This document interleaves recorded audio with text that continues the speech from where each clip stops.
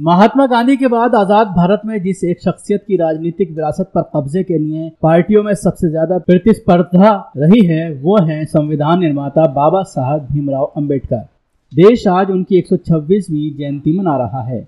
बाबा साहब के निधन को 60 साल से ज्यादा हो चुके हैं, लेकिन आज भी केंद्र और देश के अधिकांश राज्यों में सत्तारूढ़ भारतीय जनता पार्टी से लेकर कांग्रेस जैसे सबसे पुराने तथा बीएसपी, आरपीआई जैसे क्षेत्रीय दलों में भी खुद को बाबा साहब की विचारधारा के ज्यादा से ज्यादा करीबी बताए जाने की होड़ मची रहती है।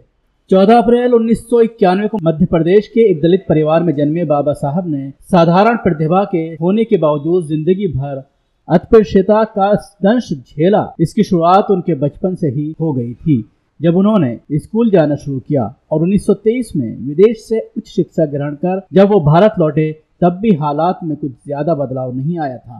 तभी से बाबा साहब ने दलितों को बराबरी का हक दिलाने को अपने जीवन का एकमात्र लक्ष्य बना लिया। उन्होंने कई किताबें लिखी और हिंदू धर्म की कुरीतियों पर प्रहार किया। इस दौरान कुछ ऐसी घटनाएं भी घटी जिसके चलते उन्हें ऊंची जातियों का तगड़ा विरोध झेलना पड़ा। 1927 में उनके द्वारा शुरू किया गया महाड़ सत्याग्रह इसी दिशा में एक उल्लेखनीय घटना थी। दरअसल उस समय दलितों को ऊंची जातियों के लिए तय तालाब और कुएं से पानी नहीं लेने दिया जाता था। अगस्त 1923 को बॉम्बे लेजिस्लेटिव काउंसिल ने एक प्रस्ताव पास किया कि सभी सरकारी तालाबों का इस्तेमाल हर कोई कर सकता है। महाड़ भी बॉम्बे कार्यक्षेत्र का हिस्सा था, लेकिन ऊंची जातियों के हिंदुओं के विरोध के कारण इसे अमल में नहीं लाया जा सका। बाबा साहब ने इसे चुनौती देने की ठानी और अपने साथ हजारों दलितों को लेकर 20 मार्च 1927 को उन्होंने महाड़ के सार्वजनिक चवदार तालाब से पानी पिया। 20 मार्च को आज भी उस घटना की याद में सामाजिक सशक्तिकरण दिवस मनाया जाता है। सार्वजनिक तालाबों की तरह उस समय मंदिरों में भी दलितों के प्रवेश पर सख्त पाबंदी थी। अंबेडकर का तर्क था कि यदि भगवान सबके हैं तो उनके मंदिर में भी सिर्फ ऊंची जातियां के लोग ही क्यों जा सकते हैं। 2 मार्च 1930 को नासिक के प्रसिद्ध कालाराम मंदिर के बाहर डॉक्टर भीमराव अंबेडकर के नेतृत्व में ऐतिहासिक विरोध प्रदर्शन किया गया, जिसके नतीजे में दलितों को मंदिर में दाखिले की इजाजत मिली। भारत में दलित आंदोलन में ये घटना एक मील का पत्थर साबित हुई।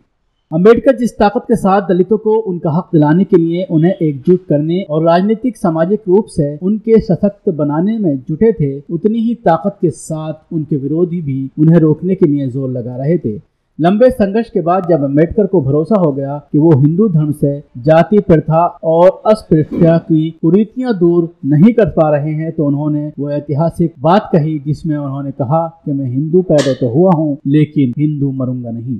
आजादी के बाद पंडित नेहरू के मंत्रिमंडल में डॉक्टर अंबेडकर कानून मंत्री बने और नेहरू की पहल पर उन्होंने हिंदू कोड बिल तैयार किया, लेकिन इस बिल को लेकर भी उन्हें जबरदस्त विरोध झेलना पड़ा। खुद नेहरू भी तब अपनी पार्टी के अंदर और बाहर इस मुद्दे पर बढ़ते दबाव के सामने झुकते नजर आए।